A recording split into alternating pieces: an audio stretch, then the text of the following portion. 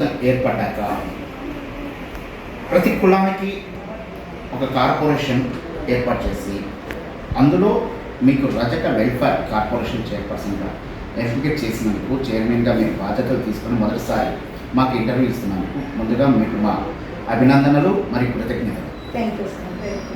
First మీరు ఇటు TDP నుంచి వచ్చారా లేకపోతే బీజేపీ నుంచి వచ్చారా జనసేన నుంచి వచ్చారా? ఎందుకంటే గత కొన్ని సంవత్సరాల నుంచి జిల్లాలో సావిత్రి గారు అంటే చాలా తక్కువ మనకు తెలుసు. ఎందుకంటే మీరు ఎప్పుడు మీడియాకి ఎప్పుడు బయటికి కూడా రాలేదు, చాలా తక్కువ జనాలకు తెలుసు. అలాంటిది వెంటనే మీరు ఒక రాష్ట్ర కార్పొరేషన్ చైర్మన్ తీసుకోవడంలో మీ వెనక ఎలాంటి God father by political God father ఎవరున్నారు? మీకు ఈ పదవికి రావడం గల కారణాలు? పార్టీ పనిచేసే ప్రతి వ్యక్తికి ఎవరు గాడ్ ఫాదర్ అంటే పార్టీని నమ్ముకున్న వ్యక్తి పార్టీ ఆలోచిస్తారు వాళ్ళకి ఏం కావాలి అనేది. పొలిటికల్గా ఒక పర్టికులర్గా ఒక పర్సన్ గాడ్ ఫాదర్ అనేది ఎవరికైనా ఉన్నారంటే అది పర్సన్ యొక్క భజన చేసినట్లు అవుతుంది, కానీ పార్టీకి కాదు. మనం పార్టీకి సర్వీస్ ఇస్తే పార్టీ మనల్ని తన కబంధ హస్తాలలో దాచుకుంటుంది. ఆపద వచ్చినా సంతోషం వచ్చినా ఏదైనా. సో మనం పని చేయాల్సింది పర్సన్స్కు కాదు, పార్టీకి. ఇక్కడ పార్టీలన్నీ నాయకుడి గుత్తాధిపత్యంలో నడుచుకుంటాయి. నాయకుడి గుత్తాధిపత్యంలో ఉన్నప్పుడు కార్యకర్తలు కూడా నాయకుడి చేతిలో కీలుబొమ్మలుగా మారిన తరం. పక్క రాష్ట్రం కేరళలో తీసుకోవచ్చు, తర్వాత తమిళనాడులో తీసుకోవచ్చు. మన దక్షిణాది రాష్ట్రాల రాజకీయాలు వేరు, నార్త్ రాజకీయాలు వేరు. కానీ మీరు నార్త్ రాజకీయాన్ని ఇక్కడ తీసుకొస్తున్నారు. పార్టీ నేనే పార్టీ అనే భావజాలాన్ని ఇక్కడ పోషిస్తాను. దీని గల కారణాలు ఏంటి అంటే పార్టీకి మీరు ఎన్ని సంవత్సరాల నుంచి ఉన్నారు? అసలు బీజేపీ పార్టీలో మీ క్రియాశీలక పాత్ర ఏంటి? నేను చిన్నప్పటి నుంచి కూడా రాష్ట్రీయ సేవికా సమితిలో మెంబర్గా ఉంటూ కార్యకర్తగా ఉంటూ ట్రైనప్ అయ్యాను. నా ఏజ్ ఇప్పుడు 52. నేను 25 years వరకు ఇక కర్నూలు నా ప్రాంతం. సో ఇక్కడే నేను సంఘానికి అనుబంధంగా క్రమశిక్షణగా ఉన్నాను. మ్యారేజ్ అయిన తర్వాత కూడా నేను ఆధునికలో వెళ్ళిన తర్వాత పరిషత్తుకు రిలేటెడ్గా ఉన్నాను. కానీ నేను ఎక్కడ ఏ బాధ్యతలో లేకుండా ఒక కార్యకర్తగా ఉన్నాను. 2010లో పార్టీకి బీజేపీ పార్టీలో జాయిన్ అయ్యి క్రియాశీలకంగా నేను వర్క్ చేశాను. పార్టీ నన్ను గుర్తించి కొన్ని బాధ్యతలు అప్పగించారు ఆ టైంలో.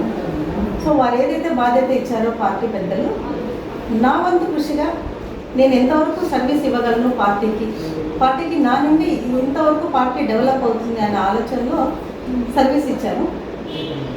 అది పార్టీ ఆదేశానుసారం చేశాను.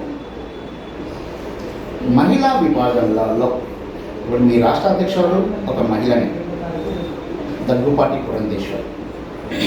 తన కుటుంబానికి పుట్టింటికి ఒక చరిత్ర ఉంది, తన అత్తారింటికి ఒక చరిత్ర ఉంది, తన వ్యక్తిగతంగా కూడా ఒక చరిత్ర పెట్టుకుంది. అలాంటి పురంధేశ్వరి నాయకత్వంలో మీరు రాష్ట్ర ప్రధాన కార్యదర్శిగా బాధ్యతలు నిర్వహిస్తున్నారు. రాష్ట్ర కార్యదర్శిగా బాధ్యతలు నిర్వహిస్తున్నారు. మరి అలాంటి తరుణంలో జిల్లాలలో మీకన్నా చాలామంది సీనియర్స్ ఉన్నారు మహిళా వింగులోనే, పేర్లు ఎందుకు చాలామంది ఉన్నారు. మరి ఆదోని నుంచి మిమ్మల్ని ఎంపిక చేయడంలో ఆదోనిలో మీ పార్టీ ఎమ్మెల్యే గారు ఉన్నారని మిమ్మల్ని ఎంపిక చేశారా, లేకపోతే పార్టీనే స్వయాన వచ్చి మీ సర్వీస్ని చూసి మీ యాక్టివిటీస్ చూసి మిమ్మల్ని గుర్తించున్నారు? ఎందుకంటే బీజేపీ పార్టీ ఉన్న చోట 10% పదవులు ఇవ్వడానికి, జనసేన పార్టీ ఉన్న ఎమ్మెల్యే దగ్గర 30%, టీడీపీ ఎమ్మెల్యేలు ఉన్న కాడ 60% అని చెప్పి ఆల్రెడీ పార్టీ పెద్దలు నిర్ణయం తీసుకున్నారు. మరి ఆ కోణంలో ఇది ఆలోచించవచ్చా? నేను పార్టీ ఐడియాలజీ ప్రకారం పార్టీకి ఎవరైతే సర్వీస్ చేసి ఉంటారో వారికి ఏం కావాలో అనేది పార్టీ పెద్దలు ఆలోచిస్తారు. మా ప్రెసిడెంట్ గారు కానీ, మా సంఘటన మంత్రి గారు కానీ, మా పార్టీ పెద్దలు సీనియర్ నాయకులు కానీ, నేషనల్ పార్టీలో ఉన్న నేషనల్ లీడర్స్ కానీ పార్టీకి ఎవరు సర్వీస్ ఇస్తున్నారు అనే విషయాన్ని ప్రతిదీ వారి దృష్టికి వెళ్తుంది. ఆ కోణంలో వాళ్ళు ఆలోచించి ఉంటారు. ఇక లోకల్గా అంటారా, దత్తాత్రేయ గారికి 25 మంది గురువులు, దత్తాత్రేయ స్వామి గారికి 25 మంది నాకు ఒక వర్క్ పార్టీకి నేను పని చేయడానికి నాకు అవకాశం ఇచ్చిన ప్రతి ఒక్కరు నాకు పెద్దలు గౌరవనీయులు. సో నాకు ఈ బాధ్యత రావడానికి ప్రతి ఒక్కరి హస్తం ఉండి ఉండొచ్చు. పార్టీకి సంబంధించిన ప్రతి పెద్దల ఆశీర్వాదము నాకు ఉండొచ్చు, ఇందులో సందేహం లేదు.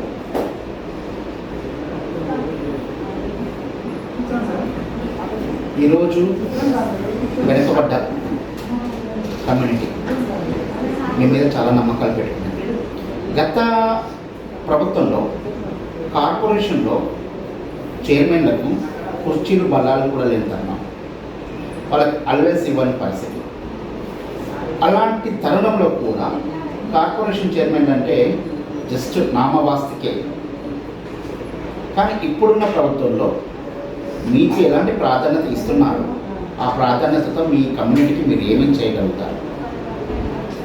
గతంలో ఏం చేశారు, ఏమి ఇచ్చారు అనేది పక్కన పెట్టేస్తే ప్రస్తుత పరిస్థితుల్లో మనకు బీసీ కార్పొరేషన్ నుండి మీరు పని చేయండి, పని చేస్తే ఎలా ఉంటుంది అనేది ఒక బడ్జెట్ రూపంలో మనకు ఆంధ్రప్రదేశ్ రాష్ట్ర వ్యాప్తంగా మనకు తెలిసిన విషయమే, మన బడ్జెట్ రిలీజ్ చేసిన విషయంలో. కాబట్టి మనం పని చేయడానికి వచ్చాము, పని చేయడానికి సిద్ధంగా ఉన్నాము. పని చేయడానికి ఏం కావాలి అనేది ఒక డిజైన్స్ ఏదైతే ఉన్నాయో వాటన్నింటినీ లిస్ట్ అవుట్ చేసి మా డైరెక్టర్స్తో మాట్లాడి అసలు ఏ జిల్లాకు ఎంత అసలు ఏదైనా నెససరీ వీళ్ళకు ప్రస్తుతం అనే విషయ కోణంలో ఆలోచించి ఒక నిర్ణయం తీసుకుంటాం. ఇప్పుడు బీసీ కార్పొరేషన్ బడ్జెట్ గురించి మీరు ఇందాక మాట్లాడారు. గతంలో కార్పొరేషన్స్ అన్ని కులాల వారీగా మతాల వారీగా డివైడ్ చేశారు. ఎస్సీ కార్పొరేషన్ అంటే మాల మాదిగా దాని కింద ఉన్న ఉప కులాలతో ఎస్సీ కార్పొరేషన్ అనేవారు. కానీ ఈరోజు మాల కార్పొరేషన్, మాదిగ కార్పొరేషన్, రజక కార్పొరేషన్, కురవ కార్పొరేషన్ అంటే కులాల మధ్య ఈ కార్పొరేషన్లో ఎంతవరకు న్యాయం చేయగలరని మీరు భావిస్తున్నారు? ఎందుకంటే బీసీ కార్పొరేషన్ అంటే బీసీలో ఎన్ని కులాలు ఉన్నాయో అన్ని కులాలకు బీసీ కార్పొరేషన్ వర్తింపజరుగుతుంది. మరి ఈరోజు ప్రత్యేకంగా ఒక్కొక్క కార్పొరేషన్ని డివైడ్ చేసి బడ్జెట్లో కావచ్చు, ఇట్లా కమ్యూనిటీలో కావచ్చు, ఇట్లా సంక్షేమ పథకాలలో కావచ్చు చాలా వరకు కష్టమవుతుంది. మరి దీన్ని ఏ రకంగా మీరు భావిస్తారని చెప్పగలరు? ఇది బీసీ కులాల విషయంలో చాలా పెద్ద వర్క్ ఇది. ఎందుకంటే ఎన్నో కులాలు ఉన్నాయి, కొన్ని రికగ్నైజ్డ్ ఉన్నాయి, కొన్ని అన్రికగ్నైజ్డ్ ఉన్నాయి. సో ఇన్ని కులాలకు అందరికీ సమన్వయం చేయాలి అని అంటే పని విభజన జరగాలి. పని విభజన జరగాలి అంటే ప్రతి కులంలో ఉన్న సభ్యులు లబ్ధి పొందాలి అని అంటే ఆ కులాన్ని విభజించి ఆ కులానికి ఏం కావాలి అనేది ఒక చైర్మన్గా ఒక డైరెక్టర్స్ను అలాట్ చేసేసి వారి ద్వారా ఆ కులానికి సంబంధించిన యాక్టివిటీస్ అన్ని వాళ్ళు చేస్తే పని విభజనలో ఈజీగా అవుతుంది. అప్పుడు అన్ని కులాలు లబ్ధి పొందే అవకాశం ఉంటుంది, బీసీ డెవలప్మెంట్కి మంచి ఛాన్స్ దొరుకుతుంది. అందుకనేసి పని విభజన చేశారు. అంటే విభజించు పాలించు అంతేనా చెప్పేది? ఇక్కడ ఏంటంటే విభజన జరగాలి, డెవలప్మెంట్ జరగాలి. డెవలప్మెంట్ కోసం పని విభజన చేసుకున్నాం కాబట్టి మనం విడిపోవడం లేదు. అదే నేనేమంటున్నాను, విభజన జరగాలి, అభివృద్ధి జరగాలి అనే వాదన. అభివృద్ధి జరగడం కోసము మనము ఇప్పుడు బీసీ అంటే బీసీనే, ఇందులో వేరే ఆప్షన్ లేదు. ఈ బీసీలో పని విభజన జరిగితే పని ఏ కులానికి సంబంధించిన యాక్టివిటీస్ ఏదైతే ఉన్నాయో మోడరేషన్ జరగాల్సిన న్యాయం త్వరగా జరుగుతుంది, అంతేనా? ఇక్కడ బీసీలో 164 కులాలు ఉన్నాయి. ఈ 164 కులాలలో ఈరోజు backward caste is the BC the full form backward. ఈ 64 కులాలలో ఈరోజు ఆర్ కృష్ణయ్య గారి నాయకత్వంలో కొన్ని వర్గీకరణ జరగాలని జరుగుతుంది. అది ఎంతవరకు జరుగుతుంది? ఎందుకంటే ఈరోజు వాల్మీకులనే ఎస్టీగా కలపాలి, ఫస్ట్ పాయింట్. ఈరోజు కర్ణాటకలో మనల్ని ఎస్టీలుగా గుర్తిస్తున్నారు, ఆంధ్రలోనేమో బీసీలుగా గుర్తిస్తున్నారు అని ఒక వాదన కూడా చాలా జరుగుతుంది. మరి తర్వాత ఈరోజు రజకులకు ఆంధ్రలో ప్రత్యేకంగా దోబిఘాట్లు ఇవ్వడం, వాళ్ళకి ప్రత్యేకంగా ఒక వాడని నిర్మించి ఇవ్వడం, ప్రత్యేకంగా ఇచ్చేయడం జరుగుతుంది. కానీ రాయలసీమకు వచ్చే లోపల రజకులను చాలా వరకు ఏదో వాళ్ళ ఇంట్లో ఒక బానిసలాగా చూస్తున్నారు, ఈ రకంగా ఉందని ఒక వాదన వినబడుతుంది. ఈరోజు ఇటు కుమ్మరి కావచ్చు, కమ్మరి కావచ్చు, తర్వాత ఇంకొకరు కావచ్చు, గంగపుత్రులు కావచ్చు, ఇంకొకరు చాలా ఇలా ఎన్నో కమ్యూనిటీస్ ఉన్నాయి. కానీ బేసిక్గా ఈ కమ్యూనిటీస్ని రాజ్యాధికారం కావాలని గత కొన్ని సంవత్సరాల నుంచి ఈ బీసీ కమ్యూనిటీ నాయకులు కావచ్చు, ఇంకొకరు కావచ్చు వాళ్ళు పోరాడుతున్నారు. కానీ చట్టసభలలో బీసీలకి సరైన ప్రాధాన్యత ఇస్తున్నారా? ఎందుకంటే ఎప్పుడైతే చట్టసభలలో మీకు సరైన ప్రాధాన్యత ఇస్తే మీ కమ్యూనిటీలో అభివృద్ధి జరుగుతుంది. మరి మీకు సరైన ప్రాధాన్యత ఇస్తున్నారా చట్టసభలలో? ఇంతవరకు ఆంధ్రప్రదేశ్కు సంబంధించి పాపులేషన్లో సెన్సస్ ప్రకారము, స్టాటిస్టికల్ రికార్డు ప్రకారము సెకండ్ పాపులేషన్ రెండో కమ్యూనిటీ అనేది ఒక పేరు. సో దాని ప్రకారము మనకు గుంటూరు జిల్లాలో తీసుకుంటే హైయెస్ట్ పాపులేషన్ ఉంది. అందుకే అక్కడ ఒక ఎమ్మెల్యే సీట్ ఇచ్చారు, బీసీ రజకులకు ఒక సీట్ ఇచ్చారు.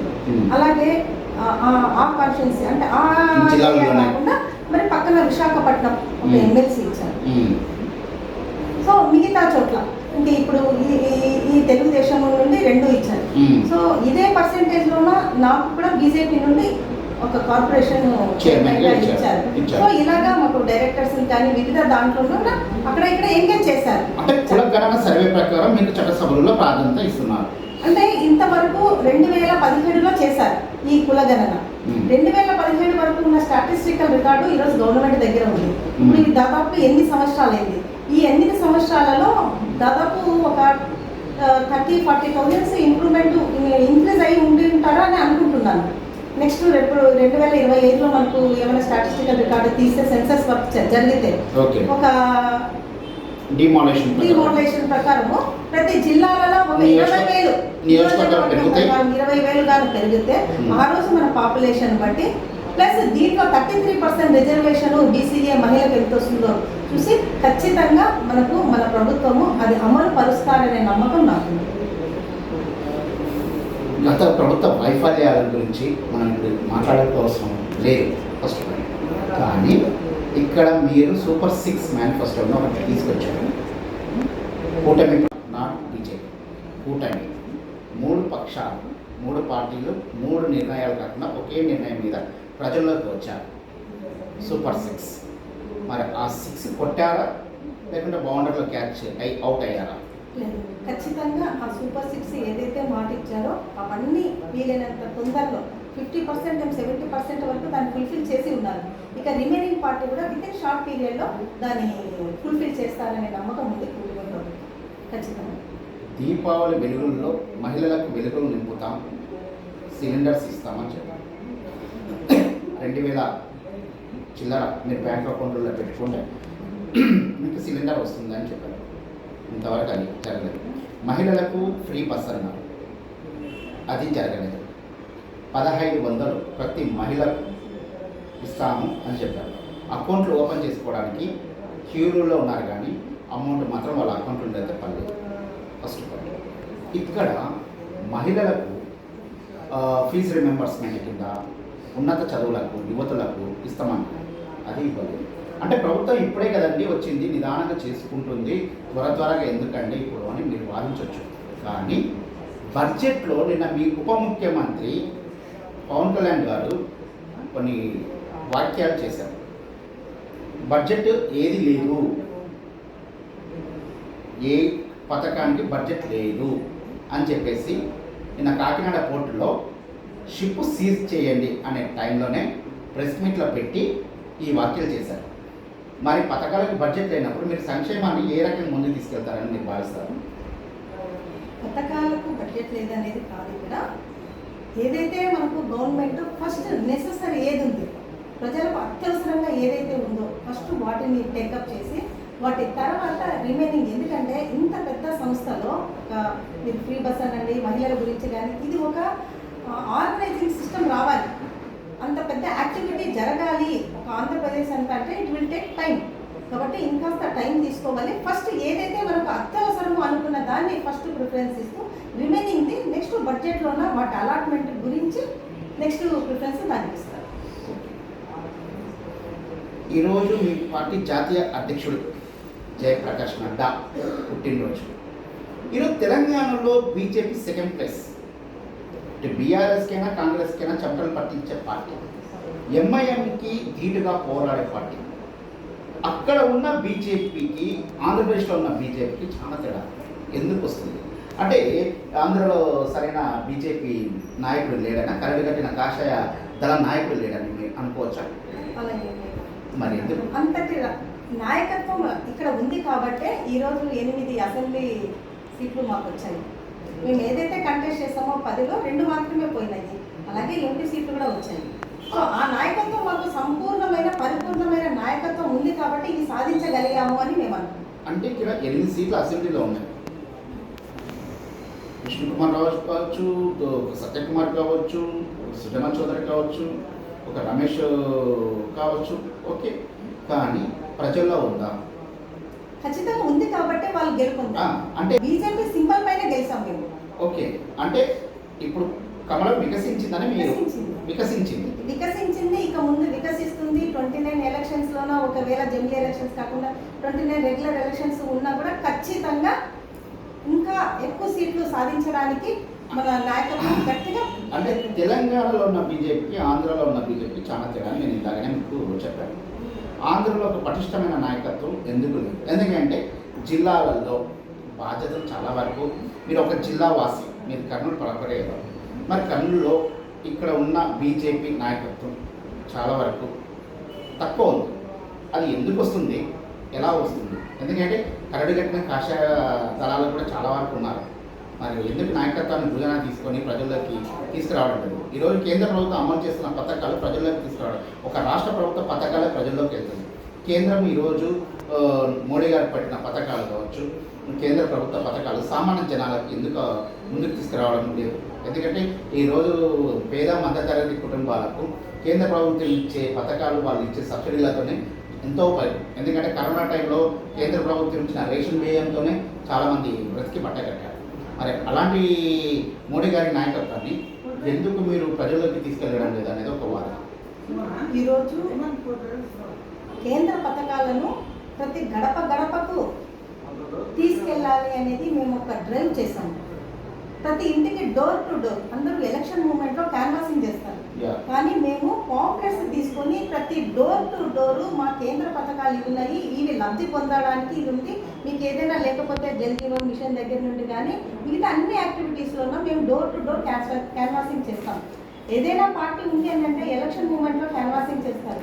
కానీ మేము ప్రతి పథకము, నేషనల్ పార్టీ ఏదైతే మాకు ఇస్తుందో భారతీయ జనతా పార్టీ ప్రతి పథకము డోర్ టు వెళ్ళడానికి 2-3 విధాల ప్రయత్నము, వాయిస్ మెసేజ్ ద్వారా ఇచ్చాము, పాంప్లెట్స్ రూపంలో ఇచ్చాము, డోర్ టు డోర్ చిన్నగా స్ట్రీట్ కార్నర్ అనేసి ఒక ప్రోగ్రామ్ చేశాము. స్ట్రీట్ కార్నర్లోన ఒక 4 రోడ్ల కూడలి మధ్యలోన ఒక చిన్న వెహికల్ పెట్టి, ఆ వెహికల్కు మేము మా బ్యానర్ పెట్టి, ఆ బ్యానర్ మీద మా పథకాలన్నీ పెట్టి మేము అక్కడ వాయిస్ ఒక మైక్ తీసుకొని అంటే ప్రతి స్ట్రీట్లోన మేము మెసేజ్ ఇచ్చాము. సో దీనివల్ల ప్రతి గడప గడప వెళ్ళి ఈరోజు మోడీ గారు అంటే ఏం చెప్పినా కూడా, ఒక దీపం వెలిగించాలి అన్నా, ఇంకోటి చేయాలి అన్నా, మోడీ గారు ఒక చిన్న ఆదేశం ఇస్తే దేశమంతా దాన్ని ఫాలో అవుతున్నామంటే మాకు ఆదరణ ఉందంటారా లేదంటారా? ఇక్కడ మోడీ గారి ఆదరణ ఉంది, కానీ ఆ ఆదరణ ప్రజల్లోకి ఎందుకు వెళ్ళడం లేదు? ఉంది కాబట్టి. ఎందుకంటే దక్షిణ రాజకీయానికి ఉత్తర రాజకీయానికి చాలా తేడా. ఈ దక్షిణ రాజకీయాలలో మొన్నటి వరకు కర్ణాటకలో తప్ప మీ పార్టీ ఏ రాష్ట్రంలో లేదు. తమిళనాడు తీసుకోండి, కేరళ తీసుకోండి, పక్కన ఉన్న మన ఆంధ్రప్రదేశ్ పక్కన ఉన్న తెలంగాణ తీసుకోండి, 2 times కర్ణాటకలో మీ పార్టీ గెలిచింది. మిగతా కానీ నార్త్ ఇండియాలో మీ పార్టీనే ముందు వస్తుంది. రీసెంట్గా మనకు కూడా గెలుపు వచ్చింది. మహారాష్ట్రలో కావచ్చు, ఇంకా మిగతా రాష్ట్రాల్లో కావచ్చు మీ పార్టీనే గెలిచింది. ఈరోజు విజయ్ దూబిని మోగించింది, మోడీ గారి నాయకత్వాన్ని బలపరిచింది. నేనేమంటే దక్షిణాది రాష్ట్రాలలో ఈరోజు మీ పార్టీ ఎందుకు ముందుకు వేయడం లేదు? ప్రాంతీయ పార్టీలు ఎందుకు పుట్టుకొస్తున్నాయి? మీరు కూడా ఒక జాతీయ పార్టీ, మరి జాతీయ పార్టీ అయినందుకు ప్రాంతీయ పార్టీలతో ఎందుకు పోటీ పడడం లేదు? మీకు కార్యకర్తలు లేకనా, నాయకత్వ బలం లేకనా ఎందుకు? ఒక లోకల్ పార్టీ లోకల్ ఇష్యూస్ పైన వాళ్ళ అజెండా ఉంటుంది, లోకల్ లీడర్స్ పైన వాళ్ళ కాన్సన్ట్రేషన్ ఉంటుంది. కానీ ఒక జాతీయ పార్టీ, జాతీయ నాయకత్వము దేశం పైన కాన్సన్ట్రేట్ చేస్తుంది. ఈ దేశానికి కావాల్సిన నాయకత్వ లక్షణాలు ఎక్కడ ఉన్నాయని వెతికి ఫిల్టర్ చేసి తీసుకుంటాం. బీజేపీకి ఒక ఐడియాలజీ ఉంటుంది, ఆ ఐడియాలజీ, ఆ సిద్ధాంతం ప్రకారము వాళ్ళు ఆ పార్టీలో ఇమడగలుగుతారు అంటేనే మేము తీసుకుంటాము. అంతే తప్పితే మనం ఎవరినంటే వాళ్ళని తీసుకొని బీజేపీకి సిద్ధాంతానికి వ్యతిరేకంగా పని చేస్తాము అని అంటే పార్టీ అది భరించదు. కాబట్టి మా క్రమశిక్షణకు కట్టుకొని నిలబడిగే కార్యకర్త ఉంటేనే మా పార్టీలో వృద్ధి వస్తుంది. కాబట్టి అలాంటి నికాసైన కార్యకర్తలు మా పార్టీలో ఉన్నారు. ఇప్పుడు మిగతా పార్టీలు ఏదైనా ఉంటే కొంచెం అటు ఇటు ఒక్కసారి బీజేపీకి అలవాటు పడిన కార్యకర్త ఇంకో పార్టీలో ఇమడలేరు. ఇది ఫస్ట్ నేషన్, మాకు దేశం ముఖ్యం, తర్వాతనే మాకు పార్టీ కానీ మా ఫ్యామిలీ కానీ ఇక్కడ పార్టీ ఫస్ట్ ముఖ్యం అంటారు. మిగతా పార్టీలలో లోకల్ పార్టీస్ ఫస్ట్ పార్టీ ముఖ్యం, తర్వాత నెక్స్ట్ వాళ్ళ పర్సనల్, తర్వాత వాళ్ళ ఫ్యామిలీ ఇంకోటి ఉంటుంది. కానీ మాకు దేశం ఫస్ట్.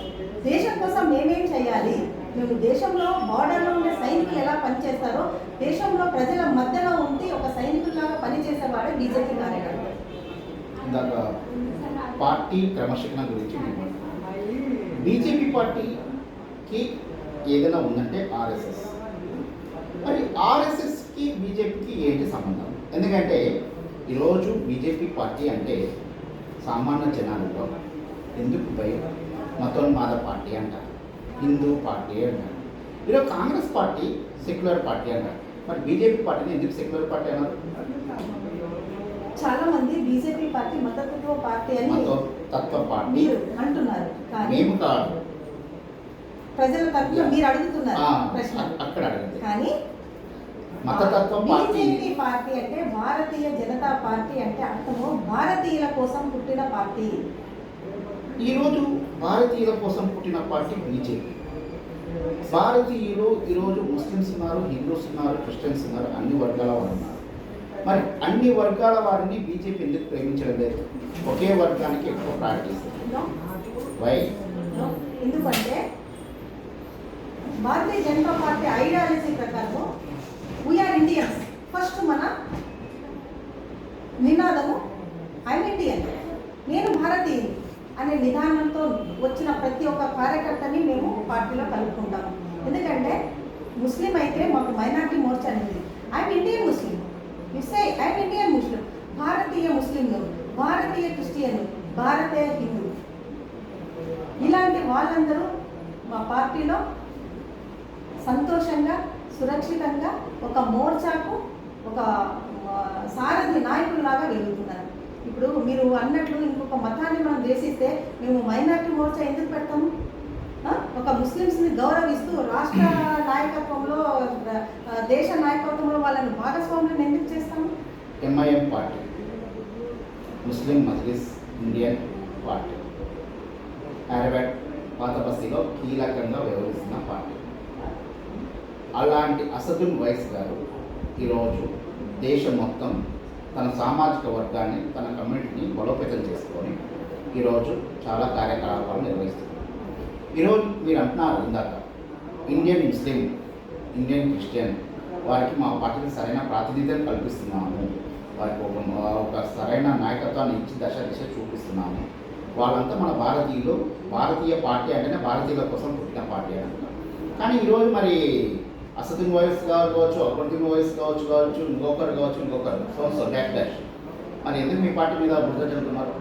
వాళ్ళ విజ్ఞత, వాళ్ళు ఒక మతానికి వాళ్ళు పనిచేస్తున్నారు, వాళ్ళ పరిధి అంతే ఉంది, దాన్ని మనము చెప్పడానికి లేదు. వాళ్ళ పరిధి అంతే ఉంది, వాళ్ళ మతము మన మతస్థుల వరకే వాళ్ళు పనిచేస్తున్నారు, మేము అలా చేయడం లేదు. భారతదేశంలో ఉన్న ప్రతి ఒక్క వ్యక్తి పెద్ద భారతీయుల కోసం పనిచేసే పార్టీ, ప్రతి ఒక్క భారతీయునికి సపోర్ట్ ఇస్తూ భరోసా ఇస్తూ మేమున్నాము అని చెప్పే పార్టీ ఏదైనా ఉందంటే అది భారతీయ జనతా పార్టీ. మనకు కులాలు మతాలు స్టేటస్ ఏమీ ఉండదు. ఓకే, సంపూర్ణంగా మీరు ఒక భారతీయ జనతా పార్టీ కార్యకర్తగా ఈరోజు ఒక రాష్ట్ర కార్పొరేషన్ చైర్మన్గా ఈరోజు మీరు మా ముందున్నారు. అసలు సావిత్రి అంటే ఏంటి? ఎందుకంటే ఇంతవరకు మనం మాట్లాడుకున్నాం, పార్టీ గురించి మాట్లాడుకున్నాం, నాయకత్వం గురించి మాట్లాడుకున్నాం, తర్వాత మీ నాయకత్వంలో లోటుపాట్ల గురించి కూడా మాట్లాడుకున్నాం. అసలు మీరు ఏంటి? సావిత్రి అంటే ఏంటి? సావిత్రి ఒక సామాన్య కార్యకర్త, ఒక లైన్ సామాన్య కార్యకర్త. పార్టీలో ఉన్న ప్రతి ఒక్కరూ ఒక సామాన్య కార్యకర్త, ఒక బూత్లో అధ్యక్షుడు. ఓకే, బూత్ ఇన్ఛార్జ్ అంతే. ఓకే, కరసాంగా మీరు 1992లో ఇక్కడికి వచ్చారు. పుల్లారెడ్డి గారి చేయి పట్టుకొని నాటి నుంచి నీటి వరకు మీరు అదే జెండాని మీ భుజం మీద వేసుకొని తిరుగుతున్నారు. అప్పటి భారతీయ జనతా పార్టీకి అప్పుడున్న నాయకత్వానికి ఇప్పుడున్న నాయకత్వానికి అంటే దాదాపు 2.5 దశాబ్దాలు మీరు చూశారు. మరి అప్పటి నాయకత్వానికి ఇప్పుడు నాయకత్వానికి గల కారణాలు ఏంటి?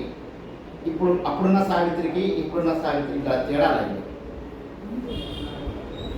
నాయకత్వ లోపం అయితే ఏమీ లేదండి. అప్పుడున్న నాయకత్వము ఇప్పుడున్న నాయకత్వము ఒకేలాగే ఉంది. అప్పుడు నాయకత్వము ఒక రిలేషన్ రూపంలో ఉండేది. ఒక సీనియర్ నాయకులను తాతగారిని పిలిచేవాళ్ళము, మామగారిని పిలిచేవాళ్ళము, అత్తయ్య గారిని పిలిచేవాళ్ళము. సేవికా సమితిలో మనకు అక్క, అన్న, అత్త, పెద్దగా కుటుంబ బంధవ్యాలను బట్టి మనం పార్టీలో కూడా కొనసాగించేవాళ్ళం. ఇప్పుడు కూడా ఆ కల్చర్ అలాగే కొనసాగుతుంది. ఇప్పుడు లేదనేది ఏం లేదు. అప్పుడున్న పెద్దవాళ్ళందరూ వెళ్ళిపోయారు కాబట్టి ఇప్పుడు కొత్త నాయకత్వం వచ్చింది. ఇప్పుడు అక్కడ బాండింగ్ కొంచెం డిఫరెంట్గా ఉండేది. ఇప్పుడు కొత్త నాయకత్వం వచ్చారు. ఒకరికొకరు బాండింగ్ అవ్వడానికి, ఒకరికొకరి గురించి తెలుసుకొని ఈ కుటుంబ వ్యవస్థలో మన సనాతన ధర్మాన్ని అంతా కలిపి ఒక కుటుంబ వ్యవస్థ చేసుకోవడానికి కాస్త టైం పడుతుంది. అంతే, పెద్ద మార్పు అయితే ఏం కాదు. చివరిగా ఒకే క్వశ్చన్తో క్లోజ్ చేస్తాను. ప్రతి మనిషికి ఒక కోరిక ఉంటుంది. నేను ఈ స్థాయిలో ఉన్నప్పుడు, నా వయసు వచ్చేటప్పుడు నేను ఈ స్థాయిలో ఉండాలని ఒక ప్లానింగ్ మీద ప్రతి మనిషి ఉంటాడు. మరి మీరు ఏ స్థాయికి అంటే ఈక్వల్గా మీ పార్టీలో మీరు ఏ స్థాయికి వెళ్ళాలి, ఇంకా రాబో రోజుల్లో ఎలాంటి కోరిక మీకు ఉంది? మీరు చివరి క్వశ్చన్ అడుగుతున్నారు కాబట్టి చివరిగా ఒక దేవుని దగ్గరికి వెళ్ళి నా సమస్యలు ఇవి ఉన్నాయి అవి ఉన్నాయి అని చెప్తే ఆ సమస్యలకు మాత్రమే సొల్యూషన్ ఇస్తాడేమో దేవుడు. ఏదైనా సమస్య రాని ఎదుర్కొనే శక్తి నాకు ఇవ్వండి స్వామి అని అంటే ఎన్ని సమస్యలు వచ్చినా భయపడే కెపాసిటీ ఇది లేదు మనకు. కాబట్టి మనం అడిగితే ఇలా తీసుకుంటాం, అదే దేవుడు ఇస్తే ఇలా తీసుకుంటాడు. మనకు ఒక డెస్టినేషన్ అనేది ఏమీ ఉండదు, ఎక్స్పెక్టేషన్ అనేది ఏమీ ఉండదు. ఎక్స్పెక్టేషన్ లేకుండా పని చేస్తూ ఉంటే దానికి రావాల్సిన రిజల్ట్ వస్తుంది. ఒకవేళ రాలేదంటే నెక్స్ట్ ఫర్దర్ ఇంకా అంటే మీకు ఇంకా బెటర్ వే ఉందేమో. కాబట్టి ఏదైనా ఒక డెస్టినేషన్ పెట్టుకుంటే అక్కడికి ఫుల్ స్టాప్ పెడుతుంది. లైఫ్లో ఫుల్ స్టాప్ పెట్టామనంటే మన ఎండ్ చాలా మీ మీద చాలా ఉన్నాయి ఎక్స్పెక్టేషన్స్. మరి దాన్ని ఏ రకంగా అందరికీ సమన్వయం చేయగలరని భావిస్తున్నారా, లేకపోతే కొందరికి సమన్వయం ఎందుకంటే 10వ లోపల ఎవరికి నేను న్యాయం చేయలేకపోయినాను, నా పైన చాలా పైన ఉన్న వాళ్ళు అది ఇదని చాలామంది అంటారు. కానీ మీరే రకంగా ముందుకు తీసుకెళ్తాను? మా పార్టీ నాకు ఒక పదవి కాదిచ్చింది, ఒక బాధ్యత ఇచ్చింది. ఆ బాధ్యతను నెరవేర్చడానికి నేను చేయాల్సిన పని నేను చేస్తాను. రిజల్ట్ ఎక్స్పెక్ట్ చేయడం అనేది నా చేతిలో ఉండదు. అంటే ఫర్ ఎగ్జాంపుల్ ఒక అడ్వకేట్గా నేను ప్రాక్టీస్ చేస్తున్నాను. నేను మొదటగా ఎన్రోల్ అయిన తర్వాత ఒక యాంటిసిపేటరీ బేస్ జిల్లా కోర్టులో ఒక జిల్లా జడ్జి దగ్గర నేను చేయడానికి వెళ్ళినప్పుడు నాకు కొంచెం స్వెట్ వచ్చేసింది, చెమటలు పట్టినాయి. ఆయన జిల్లా జడ్జి గారు నా మొదటి కేసు నేను చేయగలనా లేదా, బెయిల్ ఇస్తారా లేదా అనేది డౌట్ వచ్చింది. నేను లోపలికి వెళ్తున్నాను, బయటకు వస్తున్నాను, జడ్జి గారికి అర్థమైపోయింది. సో నేను చేయలేనేమో, అంటే నేను చేస్తే నాకు బెయిల్ వస్తుందా లేదా అని డౌట్ నాకు వచ్చింది, వచ్చేసింది. తర్వాత మా సీనియర్కి నేను ఫోన్ చేశాను, సార్ నేను చేయలేను సార్, మీరే చేసేయండి, నేను చేస్తే ఖచ్చితంగా డిస్మిస్ అవుతుంది, సో నేను చేయలేను, మీరు చేయండి అని అడిగాను. మా సీనియర్ ఒకటే చెప్పారు, ఏదైనా ఒక వర్క్ చేసేటప్పుడు రిజల్ట్ ఎక్స్పెక్ట్ చేయలేదు, అంతే. ఒకసారి వెళ్ళిపోయిన తర్వాత డిస్మిస్ అయిందనుకో, no issue, you have second size, second bail way. అంటే రాదు అని నువ్వు ముందే గెస్ట్ చేస్తే అది రాదు. సో ఎక్స్పెక్టేషన్ లేకుండా ఏ పని చేస్తే దాని బెటర్ రిజల్ట్ ఎక్కడ వస్తుందో, ఏ టైంకి వస్తుందో ఆ టైంకి వచ్చేస్తుంది. సో నో ఎక్స్పెక్టేషన్స్ అన్నారు. ఫస్ట్ టైం చేశాను, లక్కీగా అది డిస్మిస్ అయింది. సెకండ్ బెయిల్ వేశాను, సెకండ్ టైం వేసి అంటే ఒక నమ్మకం వచ్చేసింది. ఎస్, సెకండ్ పోతే థర్డ్ బెయిల్ ఉంది కదా, నాకు కాన్ఫిడెంట్ వచ్చేసింది. అంటే విత్ ఎక్స్పెక్టేషన్ పెట్టుకుంటే దీంట్లో మనం సక్సెస్ కాలేము అనేది ఒక ఆలోచన వచ్చింది. ఆ రోజు నుండి ఏ పని చేసినా బాధ్యతగా స్వీకరించి బాధ్యతగా దాన్ని ఫుల్ఫిల్ చేశాను. రిజల్ట్ వచ్చేసి అది వచ్చేసింది. ఎందుకంటే పని చేసిన తర్వాత పనితనం అనేది ఖచ్చితంగా బయటకు వస్తుంది.